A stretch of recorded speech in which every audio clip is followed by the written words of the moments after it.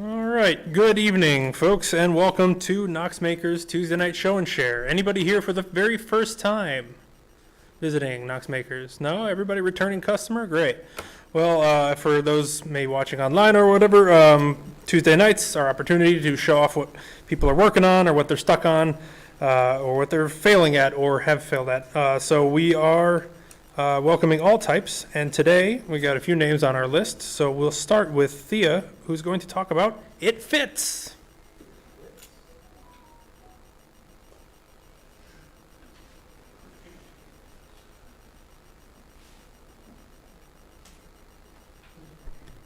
So over the last 6 months, I did a number of show and shares on the two baby layettes I was making. And I don't think I ever showed the gray one in its entirety because I kept getting distracted. I did get the layette finished about 10 days before the mom went into labor. So, Grandma sent me this picture. And even though it looked small to us, that's an 8-pound, 3-ounce baby, so it fit. So I literally finished it, handed it off to Chris, like I think on a Monday or Tuesday at work. The next Monday morning, the daughter-in-law went into labor and they loaded all the baby gifts in the truck and drove to Colorado. So I've never actually seen one of my layettes on a baby, so I never knew how they fit, but it fits.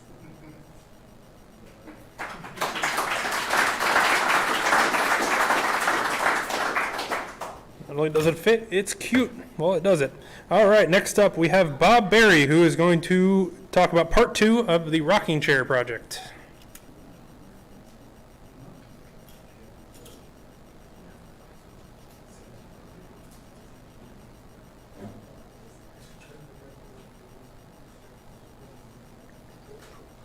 Good evening.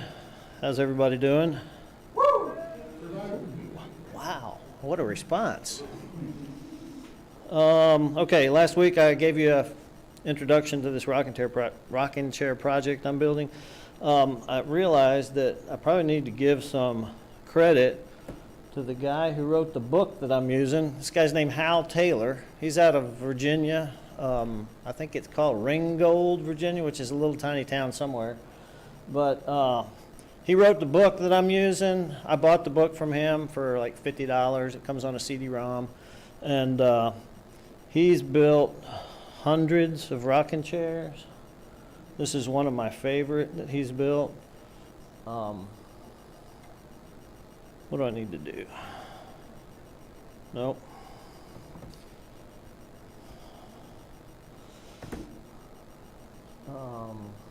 I need to zoom in. That's out. That's in. Hal Taylor has a website, haltaylor.com. This is a Bubinga, waterfall Bubinga chair that he built. It's just kind of some crazy grain, and this doesn't show up as good as the phone's picture, but he sold this one for $9,000.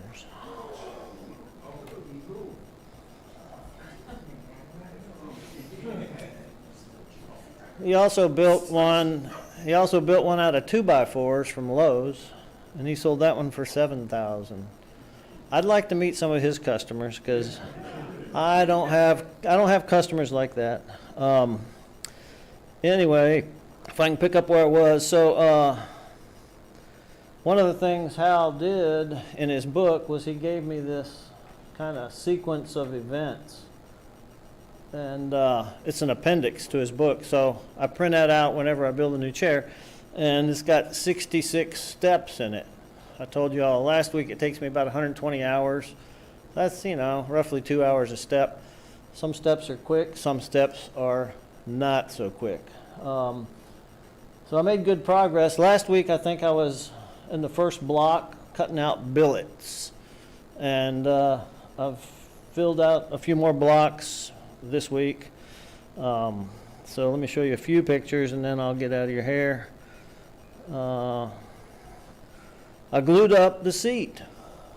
So this is the seat of the rocking chair. It's just a flat board right now, but it's made out of 4 pieces, and this Osage orange I'm using is so heavy.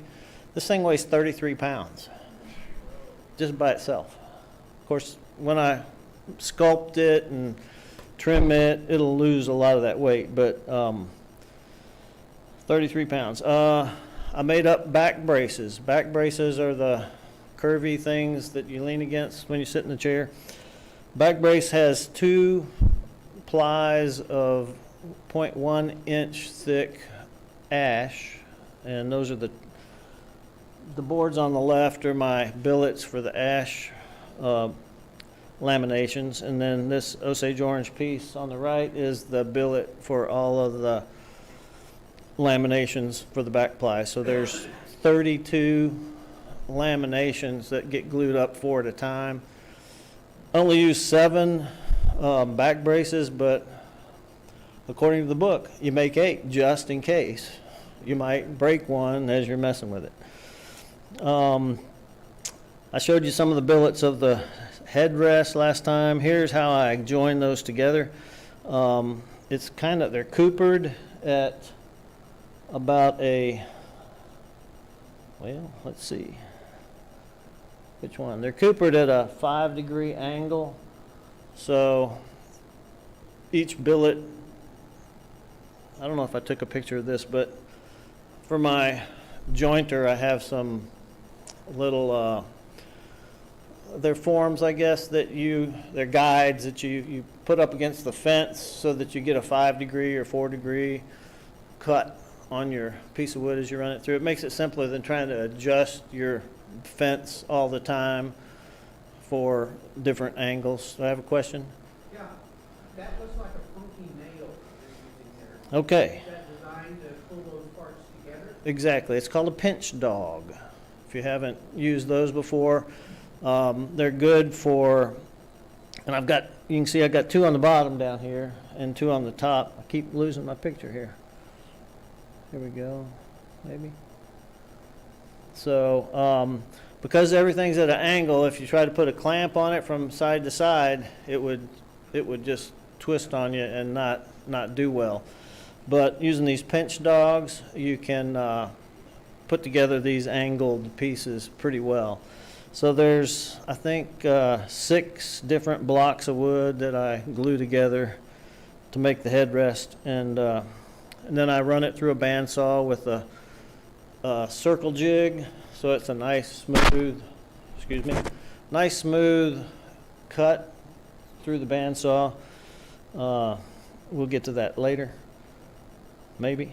This is just the strips that I cut from the ash and the Osage orange, and this is all of them stacked up. So one of the things Hal Taylor does is he's real particular about orienting grain of the wood so that you get a nice, beautiful output. And you'll notice the grain, I think you can see it. You can kind of see it there. The grain, these are all consecutive slices from that one billet. So the grain kind of flows through the back braces, and these will all be facing you as you look at the chair.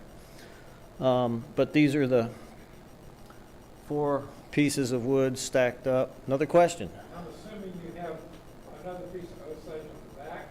Yes. Are you going to do the same thing with the grain on the back? Question is, do I have Osage on the back, and is it oriented also? And the answer is yes. So that's half of the problem of this project, is just keeping up with what are you doing and what is the sequence that you're working on. And you know, if you let your parts get out of sequence, then you lose track of the grain structure, and it doesn't look quite as nice, but things still look pretty good. I bought this rip guide, or thin strip guide. I've been using just my fence, running my fence up real close to the blade and pushing the wood through, which is okay, but difficult. And I bought this rip fence for small strips, and it worked really well. I really liked it. So if y'all are doing anything like this, you might consider buying one of these. Gluing them up, it's just a whole bunch of time. Running a strip of a bead of glue. Can you see the bead of glue? And then I use a J-roller with a hard rubber wheel to spread the glue out. And then you have to build a bunch of forms to build this rocking chair, and this is the form for the rocker. This is the form for the back braces right here. So when you're gluing up the back braces, I glue two of them together at one time, making sure not to have any glue between the fourth and the fifth laminate. But it's just all these thin strips, they bend really easily. There's a piece on top. It's kind of hard to see here, but it's just a clamping surface to help you hold down everything. And then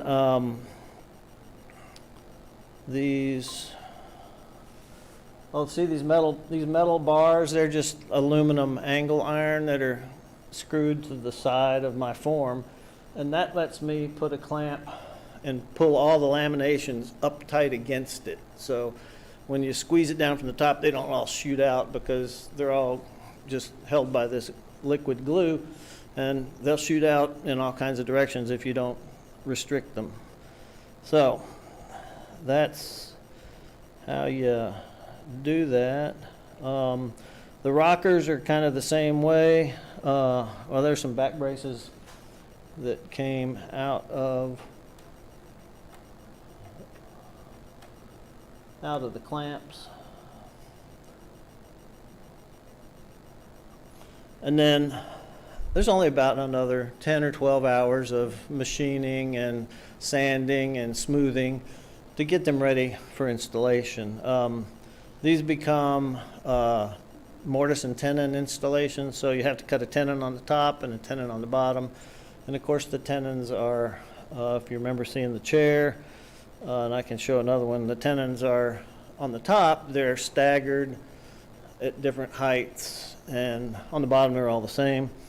But these are the back legs right here that I got cut out of the Osage, and that's kind of how they look. They're real beefy and thick, but they get a lot trimmed away. One of the steps is the back legs go into the seat at a 6-degree angle. 6, not 5, not 7, but 6. So it's very helpful to build yourself a 6-degree angle jig for cutting stuff, which I have. But to do that, you clamp a big block of wood in between them, and you cut through the middle of that, and then you have to add some wood to these legs where they meet the chair seat, because there's not enough to get that 6-degree angle. So anyway, that's what I'm doing here. We'll see that later, but let's see, I think that's all I had. More than you wanted to know, probably. So I think I'm out of town next week, so it'll be a week after before I can give you guys an update. Any questions? One more question. You're talking about jigs a lot. Do you have one set of jigs for rocking chairs, or do you have rocking chairs in this style has one set of jigs and another type has another set of jigs? I have, so courtesy of Hal Taylor, I bought his template package. He sells a template package, which is another $50, but he ships you full-size drawings of all the patterns for 3 different size rocking chairs. So I have a small, medium, and large set of templates, and then for the jigs, like the back brace jig is the same, the rocker jig is the same. Most of the jigs are the same. I have a special jig for cutting the cove on the arms. Arms are a cove cut. which you run the piece of wood like at an angle through your table saw blade. So most of the jigs are not chair specific as far as size goes. And then I do build two different styles of headrest. Hal Taylor builds a straight headrest. It's actually, he calls it straight, but it's kind of curved at the top. And then I don't know if y'all are aware or have ever heard of a guy named Sam Maloof. He was a furniture designer in the 90s. I think he passed away about 4 or 5 years ago. He designed the original version of this rocking chair.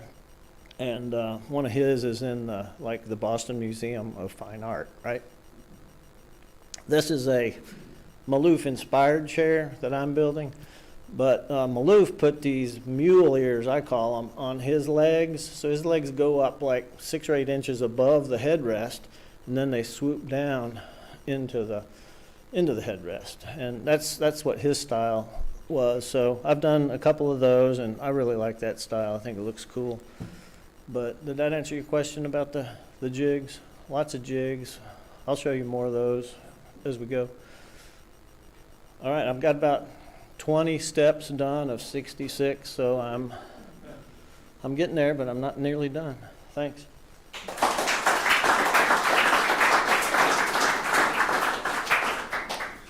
All right, coming up next, Sue's going to give an update on a costume she made.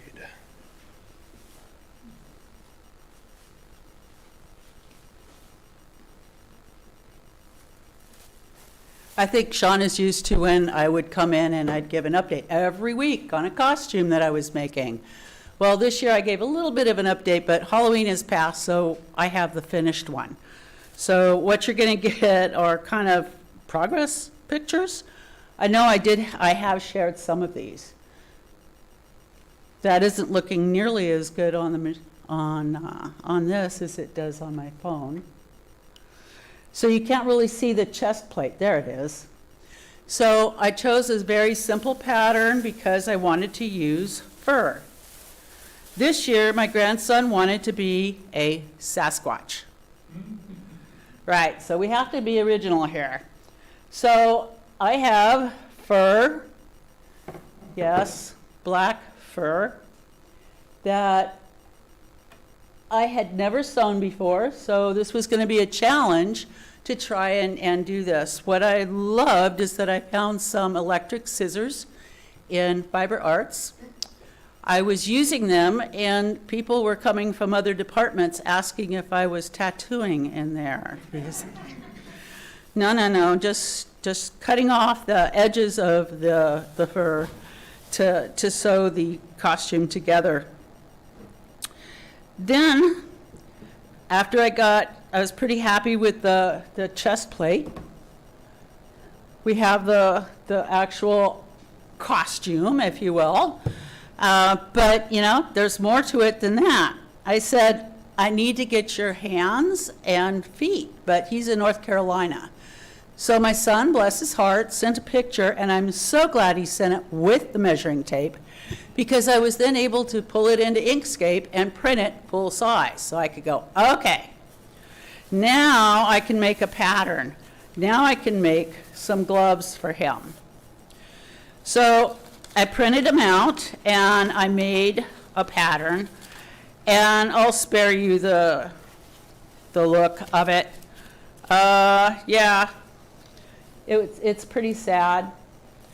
And I didn't really like the idea. I didn't like how it was looking. So I pulled out a pattern I had. Real gloves, right? That ought to be great. There's only 4 pieces. How hard can this be? I just won't put the bottom lacy part or whatever on it. Well, I didn't mind the 2 pieces, the hand and the thumb, but there was also these pieces. And these are, just to give you an idea of size, right? Itty bitty. They wanted 1/8-inch seams, and no, this costume is for a 6-year-old. This is not professional. Calm down, Sue. You don't have to do this. I did not use that. I did them anyway.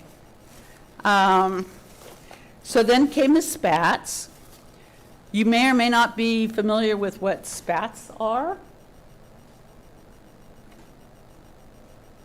So this was the costume pattern I started out with. Spats are the things that go over the shoes, right? So, and that's why I wanted a picture of his feet, and I was sent that as well. But I wanted toes. So thank you, Lori. I don't know if Lori's here tonight, but she gave me an idea of how to do toes. There it is. By just sewing the stuffing a certain way. I also got in what I had shown previously is that I had gone to Dollar Tree and gotten fingernails and toenails and painted them black to go onto the toes and onto the gloves. The first part I did of the glove, I used that picture to get the fingers right. Oops. But as you can see, the thumb, I wasn't quite sure how to do the thumb, but I did master the thumb, and that's more kid size. There's another picture of the toes, the actual toes. What I showed you was the practice piece. And I got it there, and they kept saying, well, this looks like a gorilla. So I thought, okay. So I got paints out, and I painted it to give it that fur look, and that's what you're seeing here. We also thought it would be really cute. I don't know how many of you have seen Harry and the Hendersons? Yeah, I'm seeing a few heads shake. We watched that so he could get an idea of what Sasquatch was all about, this kind animal. Yeah, get him into play. But what I saw when I watched it was that his head did not have just a hood like this. His forehead was, way up high. So it's like, uh-oh, I'm down to like 2 days before we leave. I have to figure this out to get a higher forehead. I did manage to get a higher forehead. I put some more padding in there and put a little piece there. Those were my 3 colors of paint. Here are the hands as they turned out. And the eyebrows, not attached yet.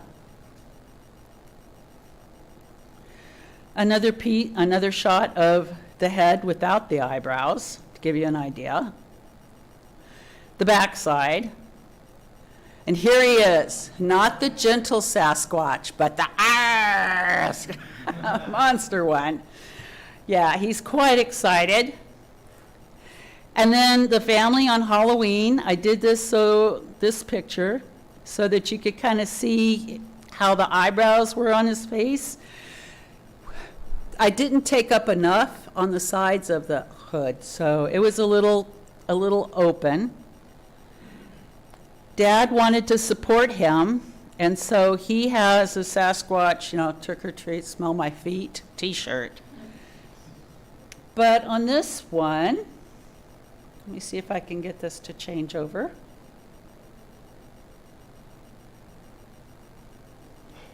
Well, hopefully.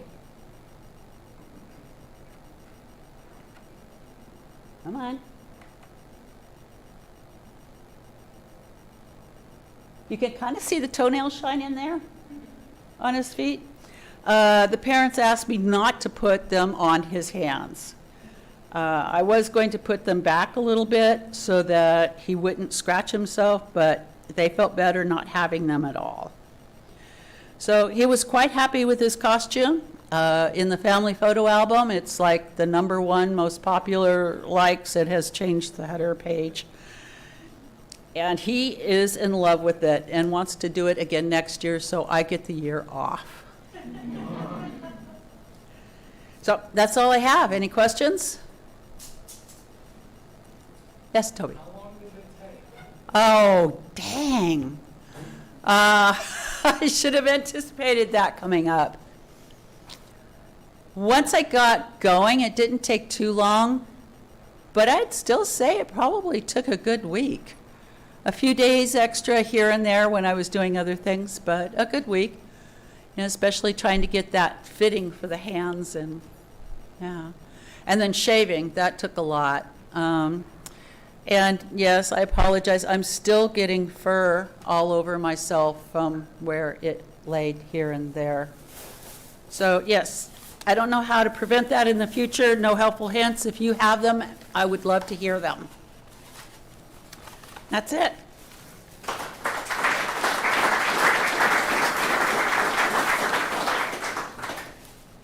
I think that's mine. What was the name of that old vacuum attachment that used to be able to shave the Flowbee or something like that? Yeah, that's what you need.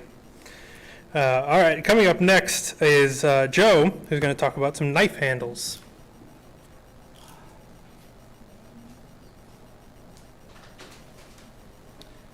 Hello, everybody.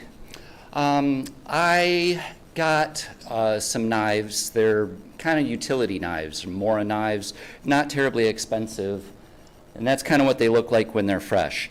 You can kind of see that the handle is just plain black wood. I'm thinking, hey, I could do something neat with those. So I turned mine into camp-related type themes. I made one that is a blurry thing. It was very hard to carve the blur into it, but there it goes. So this one is a stylized teepee. And if you look in there, there's even like a little campfire going on in there. The poles, of course, are wrapping around it and use different stains to come up with the different colors on the teepee one. And that one was okay. But I made one that is also a campfire. So, there we go. Well, maybe.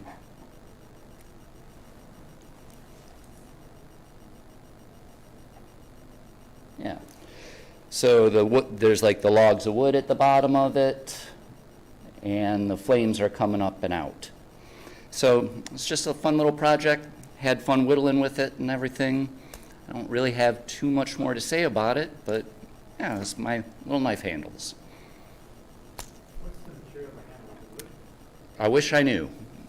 I'm not really sure. I bought the knife, and I don't know if, I think that it comes with a walnut stain. I don't know if it's walnut or birch or what. Josh? I don't remember, honestly. It was over a course of a few weeks, whittling every night. But, yeah. So those are my knives. Thank you.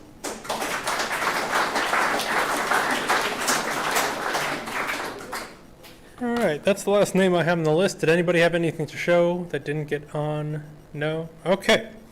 Well, we have a few events coming up, not many in the coming week, but the week after that, there are quite a few that have tickets available still. So there's a Woodworking 202, that's an advanced turning class, and that does have a prerequisite, but that's going to be on the 13th at 6:30.